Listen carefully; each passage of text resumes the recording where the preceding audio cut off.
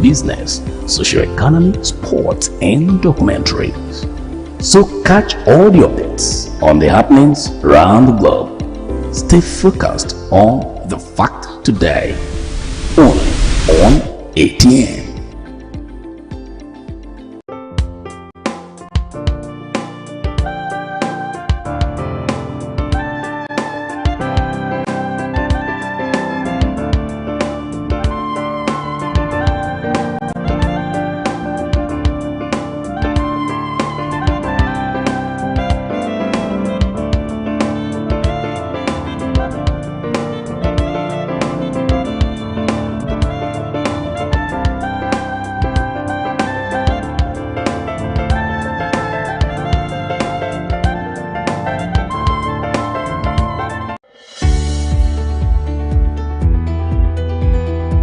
People into the country illegally. That is amazing. Honorable You human trafficker. Honorable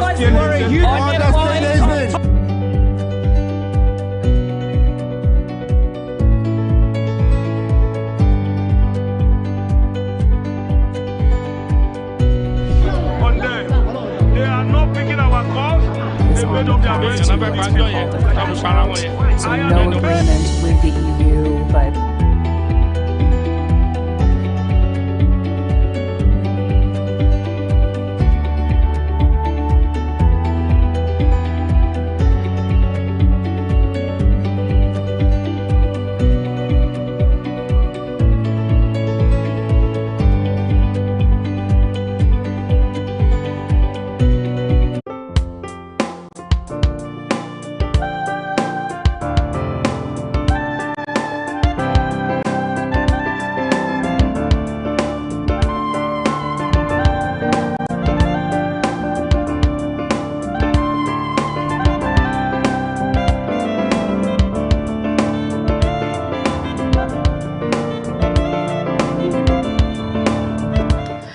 welcome back, and thank you so much for staying with us. Here with me in the studio is the delectable lady, Abiegbe Tomzini, advocate. She's a medical lab scientist, and today we are going to be delving into the discuss. Well, pleased to meet you here today, Ma.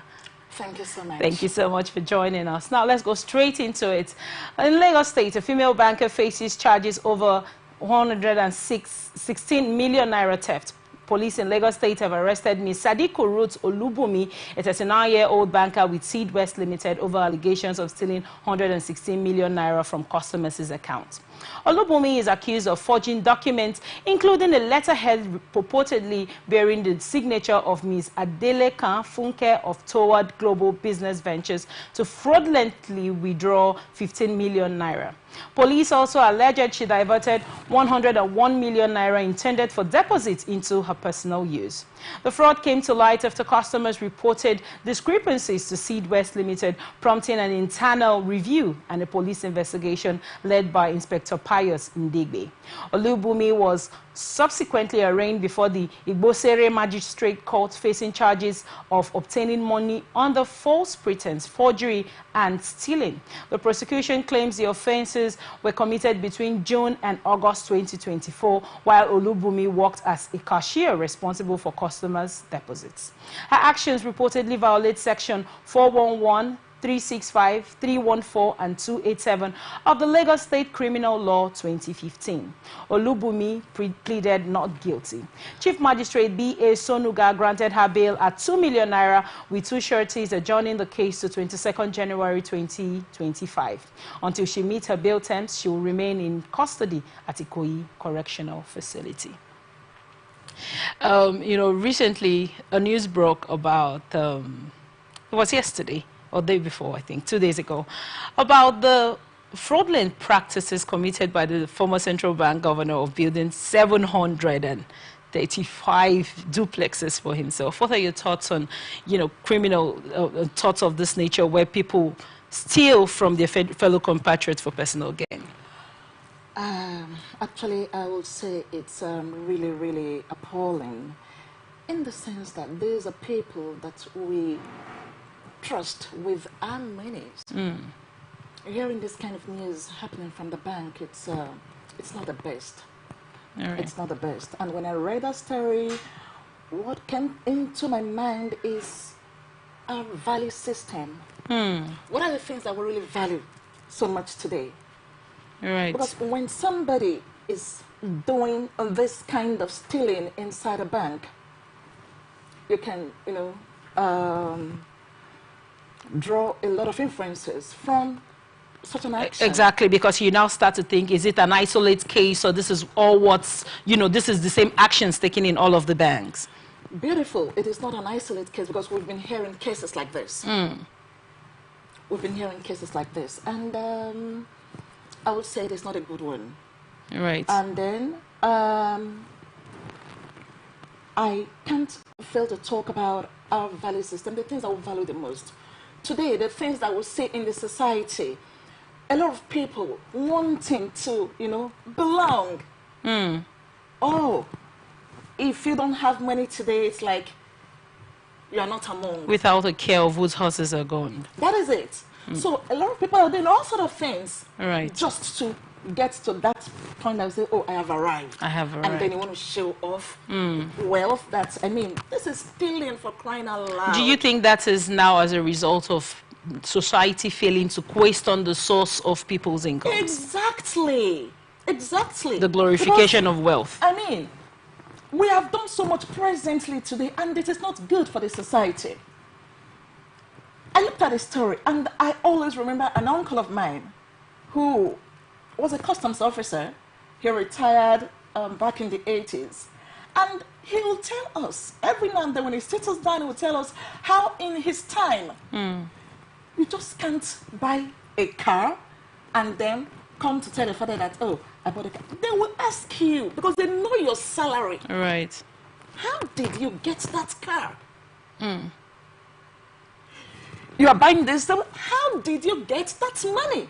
So by the time you think about the questions that you're going to receive from your family, you will sit up and say, no, I will not involve myself in illegal acquisition of wealth. Right. So that kind of training, and it has molded us. It has, but today, those values are no more. Many people are losing it. People don't ask anymore, how did he make that money? Despite knowing the fact of the source of your income. Right. For example, you are working in the bank. There's a salary scale for people that are working in the bank. Given that this action of this lady, Miss Ruth, is traceable, what do you think gave bankers the impetus, as it were, to commit such grievous offenses? Beautiful. I also thought about that as well. And these are things that, you're clocking in or clocking out as your... How is it that for 3 good months, between June and August, as that report shows, that the bank itself didn't notice it on time? Till it was reported by the customer. Because today, when you are being credited, sometimes the banks, they do not even send you the alert in time. Same thing happens when you are debited. So, as soon as I went to the bank to deposit money in my account, at least I should be able to see in real time. The alert is, okay, such and such an amount has been deposited in your account, either by you or by someone else. How is it that if, okay, assuming now, the clients themselves, they made the report, the bank still wasted time in carrying out the investigation. Right. So the bank has a role to play in safeguarding the monies of their customers, given that, especially with the fact that we do not have anywhere else to put our monies other than the bank. Now, most times when a crime is committed, a cashier would not necessarily, in my opinion, if I would say so, have the vile rights to say, I want to take this off. Do you think there's some kind of backing for people that commit this sort of act in the bank? Maybe someone is being paid, the money is being shared. Do you think that sort of structure is what gives bankers the impetus to do this? Because last week, a banker was equally, charged to court for siphoning the account of someone abroad. Now, he kept taking till a post-no deposit was laid on the account. And the guy went as far as, trying to do a NIN ID card on that person's name to reopen the account. Do you think now there is some form of backing that makes people want to do this because they know, they are technically covered, as it were? It is a possibility. Because there is no way the person at the top, if your hands are clean. Given that, there are different departments and different, you're answerable to somebody in an organization. Definitely. So what do you think is lacking that this has become so prevalent? It's boils down to this and corruption. Corruption cases that we've been talking about all often and often. And it's like nothing is being done.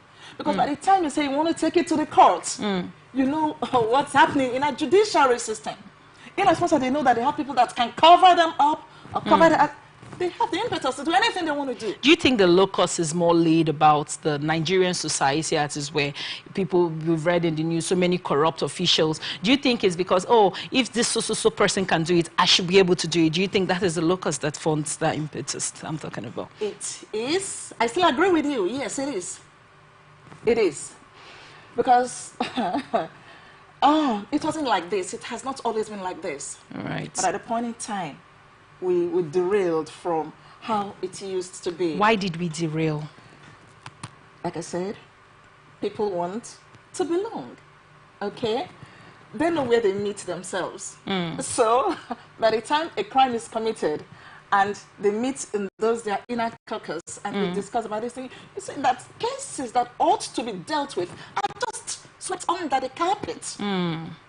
And we mustn't allow this to continue. We mustn't. So what are your thoughts on how, what do you think, what systemic changes and structures should the banks put in place so that to mitigate this sort of actions? At least I would say let us have righteous men at the helm of affairs of every sector. People that say, okay, if I do this deal, I will get 100 million out of it. We will share it. Somebody I will say, no, I am not in this with you. You know? Right. When we have such people at the helm of affairs, it will be correct. Now, you know that most times in a corporate environment, people grow, right? Now, when I'm talking about growth, I don't think you can ascertain when you employ staff to say, okay, this person is going to always be the person that says no. There's this quote that people usually say, everybody has a price, right? Now, how do banks get to sports? What do you think they should look out for in form of their systemic changes, as I earlier mentioned, to say, okay, this person can man the affairs and is going to turn all of this down?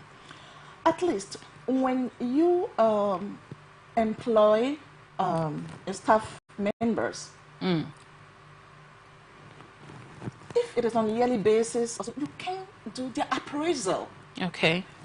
People that are working with them, they know who is who and who does what.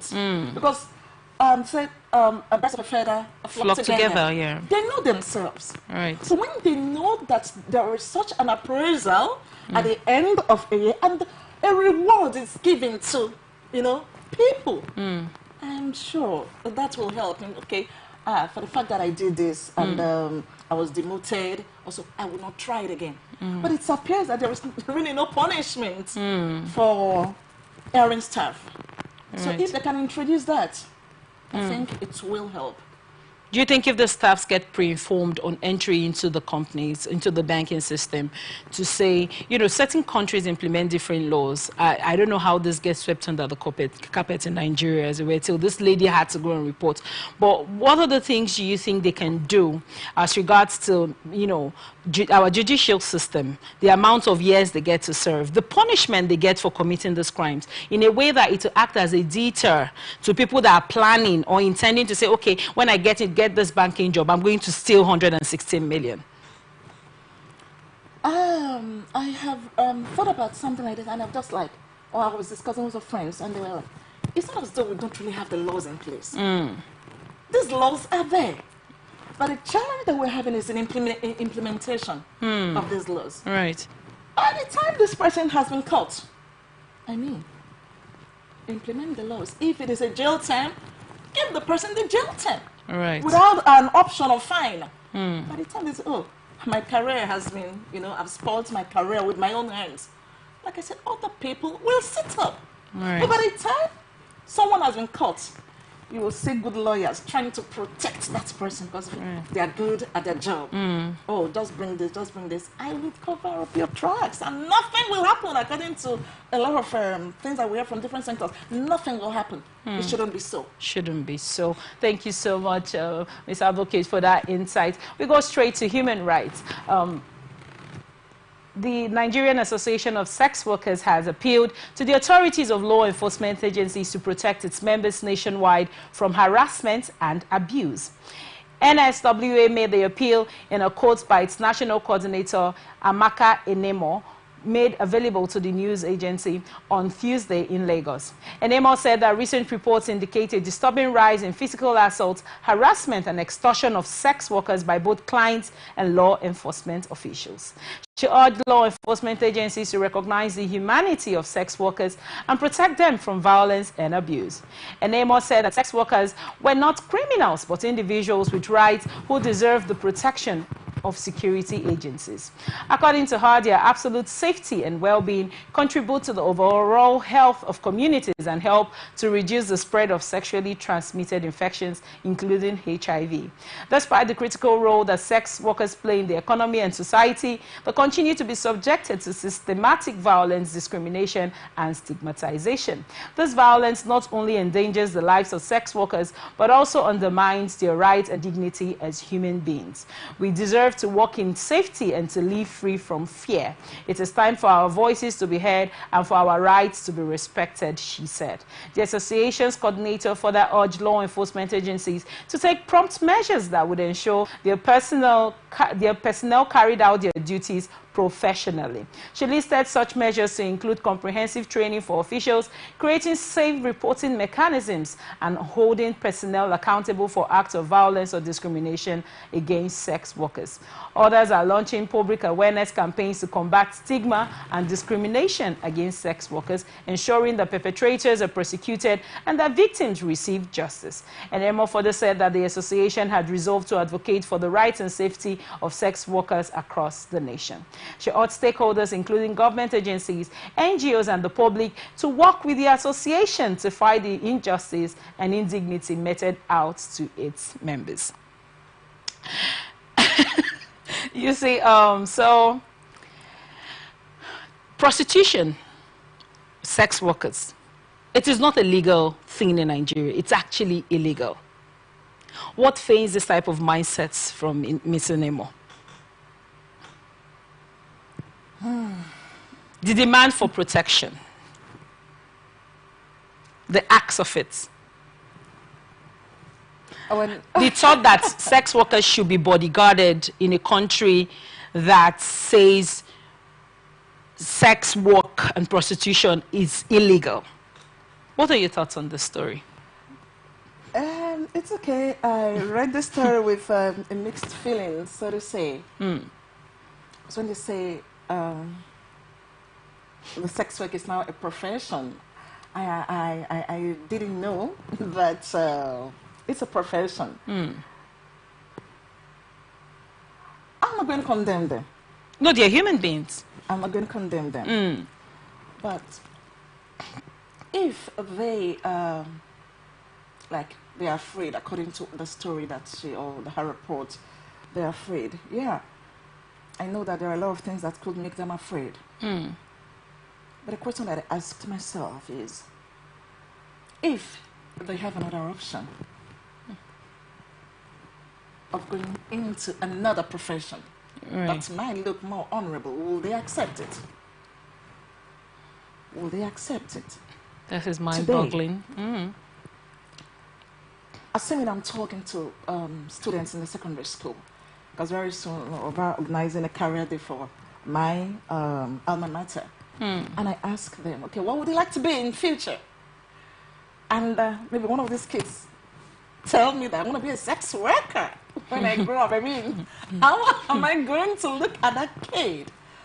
I don't know. You know that the factors that span people into prostitution are different factors for different people. Okay. Right, as it were.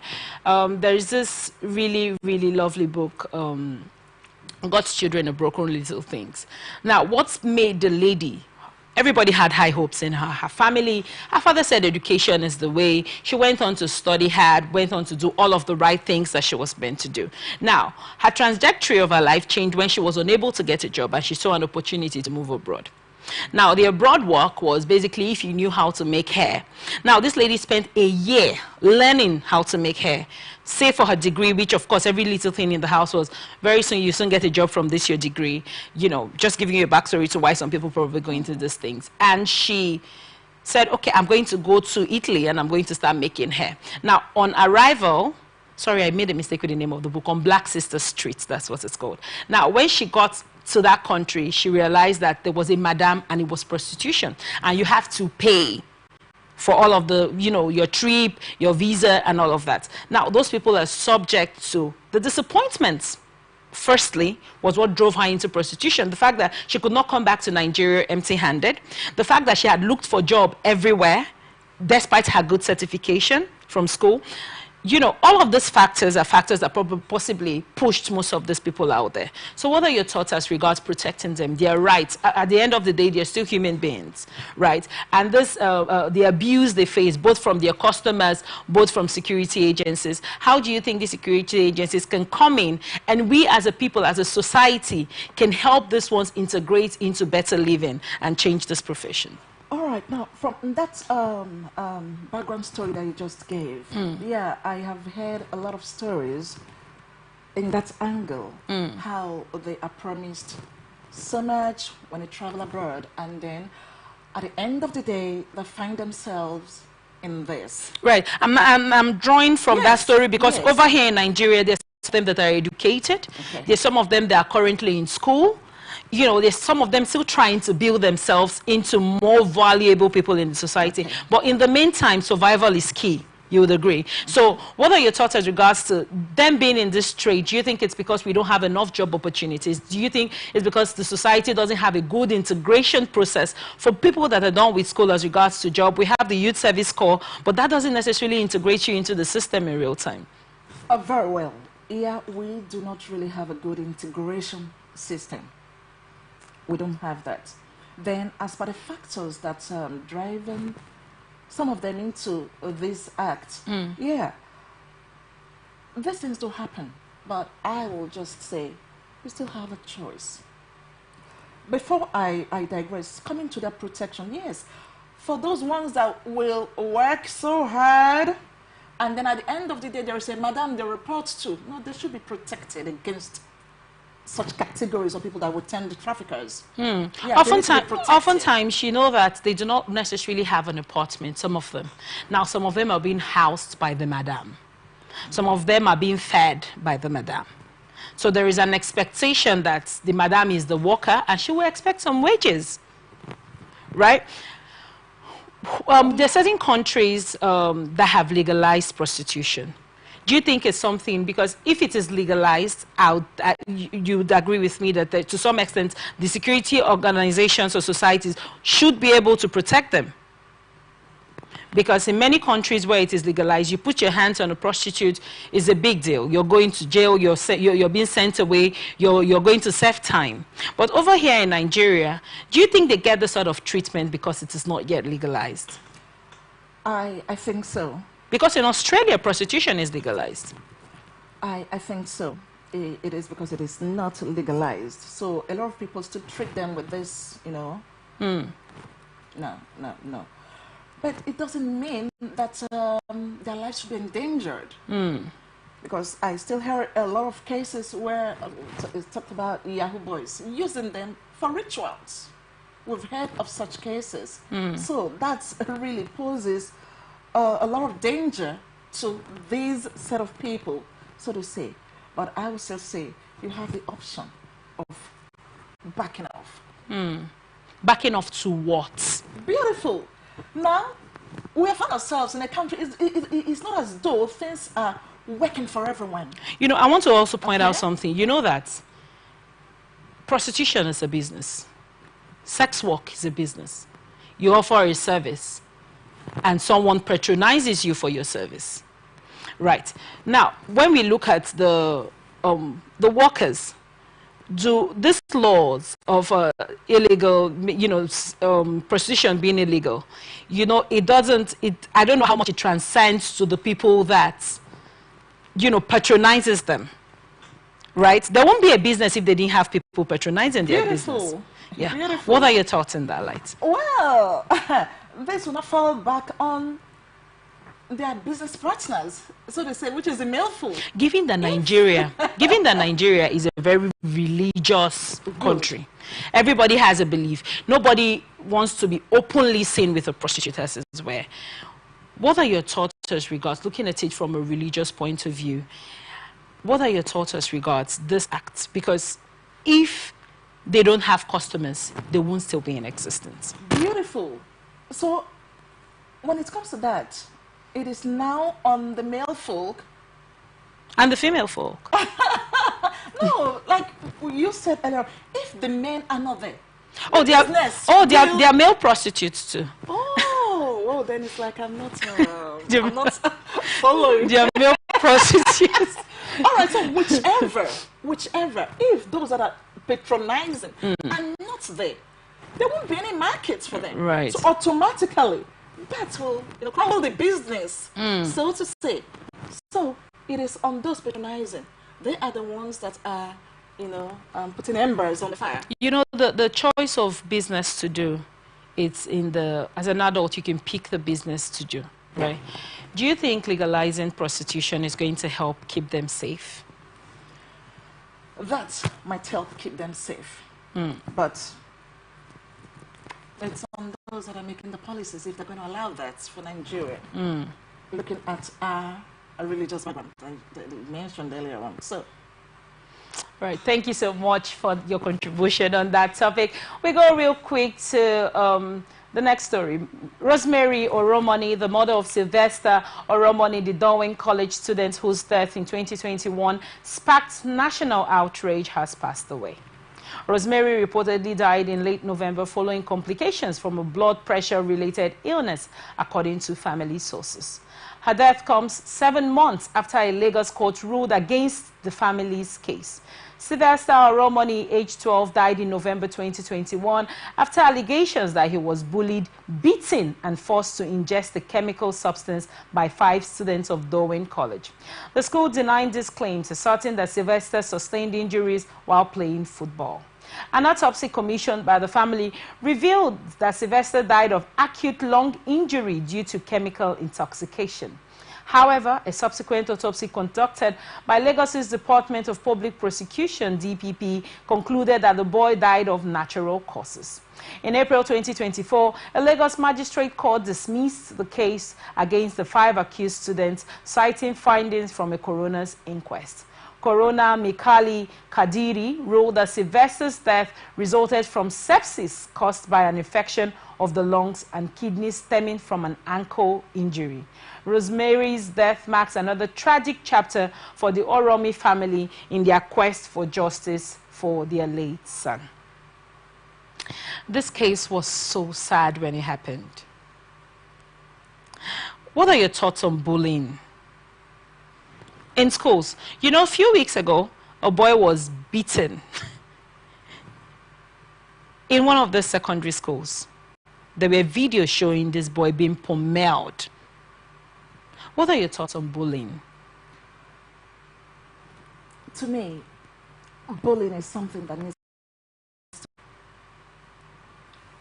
I could remember many, many years ago when I was about entering the secondary school.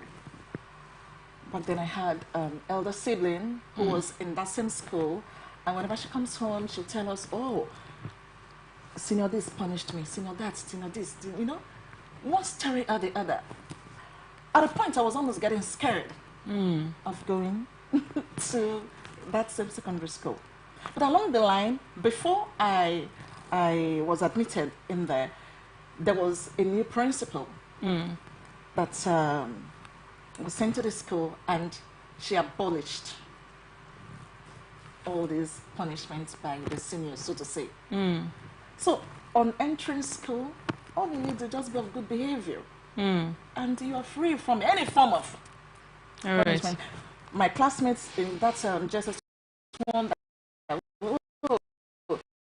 was punished. What did you do?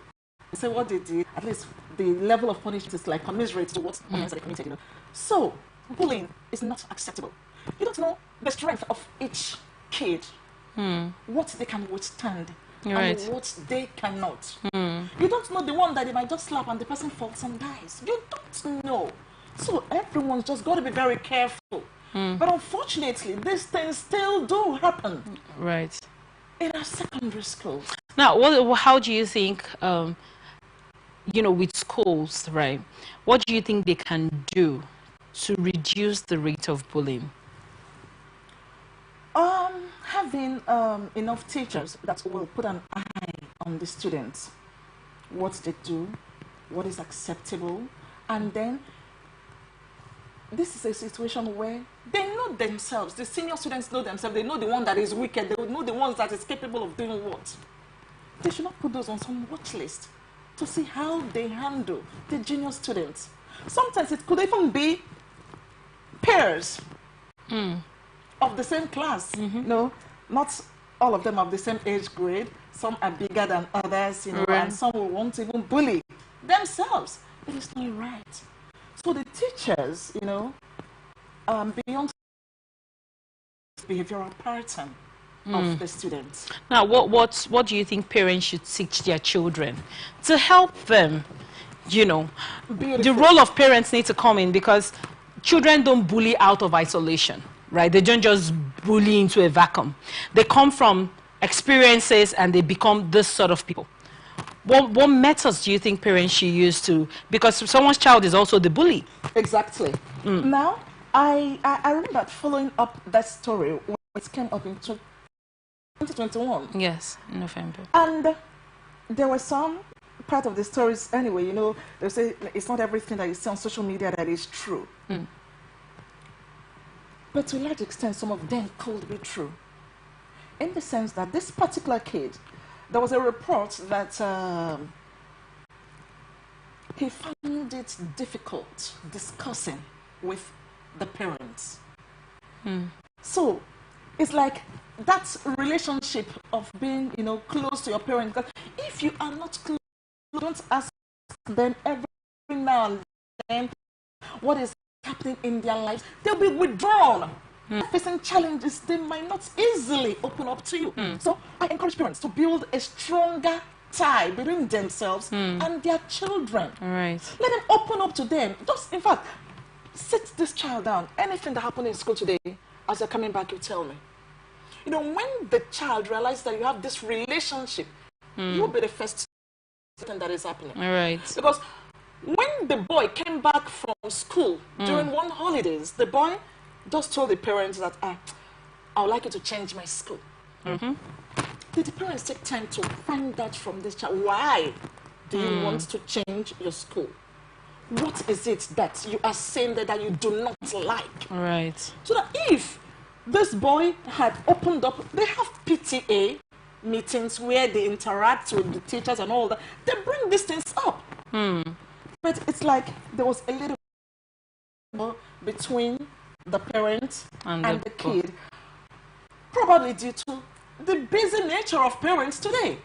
Father is very busy trying to make ends meet. The mother has to contribute to, so she too is busy. And at the end of the day, the children are either left to carers, you know, that take care of them. That they might not still be able to talk to. It's not really get for money. At least we should still find time to be close to our own kids. Very well. That is so beautiful. What are your thoughts as regards this case? Has so many layers.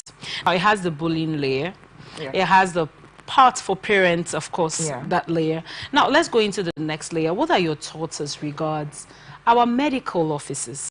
One person said he got the lung problem from playing football. Another person said he ingested a chemical substance. The reaction of those two contribute contrasting opinions. What are your thoughts on those? Being in the medical field, it's not a good one. Ingestion. So he swallowed it. Okay. But at least this thing was discovered in the system of the ball. And then another medical, and it didn't happen to be the state medical. I want to ask you as a medical person, is it possible for someone to have a football injury and it affects the lungs? It is pretty rare. Pretty, because, so what is the relationship between a knee injury and then a lung infection? Well, he's not trying to want the truth to come out. To look at how it has ended this woman. Because a lot of, you know, there are times certain things happen, and you know what you would have done. Right. You have done this. Before we get to the mom, Okay. I want us to deal with the justice system. Now, I think the eventual blow for the heartbreak came as a result of, you know, the judge. Yeah. Right, the final decision of the court to say we are throwing out this case. It doesn't lack good credibility. The autopsy revealed this according to the state, and they let the boys go. What are your thoughts on that? I should say our judiciary, they have a long way to go, and it will still boil down to righteous. Every day I pray, let righteous men be at the helm of affairs in every sector. If we have righteous men, I think a lot of these things will be unveiled. The truth will be unveiled. Because the judiciary says, oh, if you don't like it, go to court. They were in court. They are saying this because they know that with their influence, with their money, they can buy. They can buy anybody. They say, oh, change this. It happens, so we cannot deny it. It happens. How much do you want? Just make this case like this. We are seeing it every day in our courts. Now, what are your thoughts? What are your thoughts about holding the schools where children get seriously bullied and injured and, you know, even dead? What are your thoughts on the sanctions that should be put on such schools? Because if a sanction done when it's still currently running, it's still open for business. People are still dropping off their children. What stringent sanctions do you think should be put on the schools as an embargo to deter such things from happening? Because if a school is more watchful, they'll make sure to implement anti-bullying laws, probably that would have helped this. So what do you think if an embargo or a decisive possible closure is put on the schools? How do you think that would help the system? It will help a great deal, because I mean, when you just want shut down the school. But the proprietorship or whatever, the owners of the school, they know that by the time they shut it down, they know what they are going to lose, you know? And so do you think if that was said, if that was a law now passed, a child dies in your school, you are aware, you're not aware? There's one other similar story to this where the school took children swimming, and the little girl, you know, was supposed to dive into the pool, and I don't know, for some reason after she jumped into the water, she hit her head and died of bleeding. Now, this is a mother dropping a healthy child in school. What laws do you think the government should put in place? So if a child dies in a school, what sort of crucial punishment do you think they should put in place in a way that now the teachers become more watchful, more laws will be implemented by the school to safeguard the lives of children in that? So anyway, it will now depend on the cause of death, you know? If it is something that resulted out of negligence, then that school should be sanctioned. But if it is probably due to previous ill health, you know, that they've been handling, and then they have a history of this kid, fine. Then it is no fault of the school. But if it's as a result of negligence under their watch, for example, the scenario that you just put up now, there are supposed to be people watching the kids as they're jumping into the water. And she was made to die from the shallow part of the pool. Just imagine. These are things that could have been avoided if somebody was being more watchful. And if there were sanctions put in place to sanction people that have that sort of things going on. Real quick, we're going to go to our next story. I'm so grateful for your insight on that story. Very sad one. In Zimbabwe, court order okays abortion for rape victims and minors. Zimbabwe High Court has overturned a law barring abortion services for underage girls and survivors of marital rape, making a significant step into reproductive rights. Judge Maxwell Tuvuka ruled that forcing minors or rape survivors to carry pregnancies constitutes torture, cruel and degrading treatment, arguing for access to safe rights. The decision, requiring constitutional court approval, challenges Zimbabwe's restrictive abortion laws, which only allow termination in cases of life endangerment, severe fetal disabilities, or incest. Zimbabwe records at least 77,000 unsafe abortions annually, with teenage pregnancies and early marriages rampant due to poverty, cultural practices, and limited access to contraception. Nearly 1 in 4 girls aged 10 to 19 falls pregnant, often forced into unsafe. Laws remain among the most restrictive globally. Abortions are illegal unless performed to save the life of the woman, a policy that has led to high rates of unsafe procedures. According to a 2019 study by the Gochmacha Institute, an estimated 1.25 million abortions occur in Nigeria annually, with the majority carried out in unsafe conditions. The restrictive laws have not only endangered the lives of women, but also failed to address the underlying factors driving unintended pregnancies, such as lack of access to contraceptives and comprehensive sex education. If a law similar to Zimbabwe's recent ruling were introduced in Nigeria, it could spark significant debate given the deeply rooted cultural and religious disposition to abortion. However, it could also reduce the staggering rate of maternal mortality, linked to unsafe abortions, and provide vulnerable groups such as underage girls and rape survivors with critical health protections. Such a shift in public perception and a robust legal framework to address broader issues of reproductive health and gender-based violence. Zimbabwe, not yet final, offers a blueprint for balancing cultural sensitivities with the urgent need to protect girls and women from life-threatening conditions caused by unsafe abortions. Abortion in Nigeria is fully illegal. What are your thoughts on that as regards this story? All right, when I read the story, I just felt that the move by the country, it's a great move. Yeah, in the sense that, I mean, this is a pregnancy that erupted from rape, either rape or teenage, you know. How is it that an 11-year-old girl, you know, be pregnant, and then this is just a kid taking care of a kid. Right. It doesn't speak well. So, if you know, for the safety of the mother, certain abortions are permitted, then this also Nigeria can, you know, take a cue from what Zimbabwe government have done. To be able to protect the female gender. So, that's a great move. Now, given how religious we are, how do you think people would perceive and accept this sort of decision if it were made? Now, this is not just a case of, okay, a girl is just trying to like explore and she got pregnant and want to. This is a different case. Now, what are the tenets that a 38-year-old woman walks into a clinic and say, I was raped, but I need to have a procedure done? What are your thoughts as regards the hospital or the doctor saying, okay, yeah, you were raped? Why do you think this kind of law would not be abused? Okay, then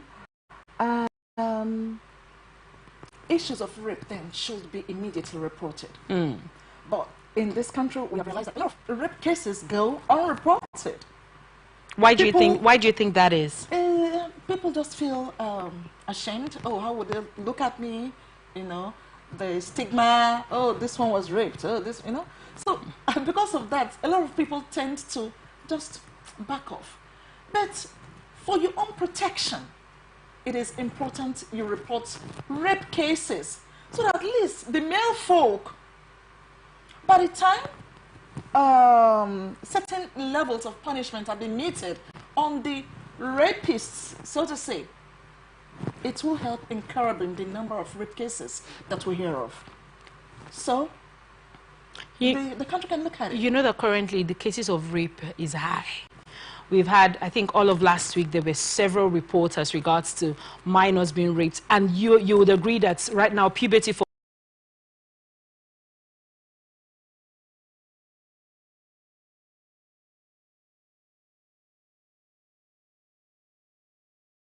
is passed, people will not be ashamed. And I also want to find out your thoughts about how, as a people, we can reduce the stigmatization, how we can fix our stigmatization problems on rape victims. Because when you shame people, they fail to talk.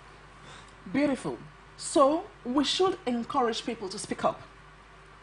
We should encourage people to speak up, and we shouldn't stigmatize them. Because it's, to me, I don't really see it as a fault of theirs. I had a discussion with some friends. They said, oh, it's because of the way they are dressing. That is why they got raped. And a friend brought out a valid point, say, in years back, when civilization hasn't gotten to when where the we are today, when ladies had the wrapper tied on their chest, people were just wearing maybe leaves around their waist here in Africa. It happened. Does that mean that the men can't control themselves? They were controlling themselves. That doesn't mean that I'm in support of immoral dressing or whatever. No, that is not what the point I'm trying to bring out. Is that men can still have self-control. Because in yesteryears, women were almost going naked, even some with the breast opened. But yet they weren't raped. Because the people were well cultured. right. The value system was pretty high. Back then, you do a thing like that, they will move you around the market and you'll be dancing on the market. So people wouldn't want to pass through that. As a result, they held themselves. Right. So we can do a similar thing today. Now, we are done talking about the minors. What are your thoughts on marital rape? Marital rape is a thing where, you know, a wife is had coitus with against her will. What are your thoughts on that? Do you think this law would cover people like that? You know, a woman comes, I'm married, but I was raped by my husband. Do you think this law is going to be an umbrella for people of, you know, of that state to also run under? To me, I think it's going to be a little bit difficult because this is in the marriage setting. Okay? All I can say is to encourage the men. When your wife says she's not ready, please just listen. Do you think marital rape is a thing that actually happens? It happens. There is no doubt about it because, for example, it is not every time that a woman might be in the mood. Okay? She's been busy cooking, going about. In fact, today, you know, we have a lot of career women. When you're done with your office work, you still come back home, you carry out your house chores. At the end of the day, you might be tired. Right. And the mood might not really be there. In such instances, I would say the men should understand or bear with the woman. Second, there is nothing wrong in having known that this woman had been busy all through the day at work or in a place of business, and she's back home. There is nothing more romantic than the husband joining her in the kitchen to help out. To help you know? out. By the time she says, my husband is doing this, that can strengthen her. And set the right atmosphere. That thing that you are looking for, you might not even ask for it. She will give it to you. Right. So there are ways that these things can be handled in the marital setting. Right. You know. So, you know, with our increasing population, and we have just a few minutes to go, with our increasing population, do you think this law is going to help curtail how vast Nigeria is growing and the predictions about how we are going to grow double size in the next 10 years? Currently, with the economic situation in the country, I will not even encourage parents to go beyond what they can take care of. Right. Okay? So the economy alone is acting as a kind of a population control mechanism. Thank you so much for that insight on that one. I wish you could go on with the show, but this is where we wrap it up on this episode of Atlantic Society.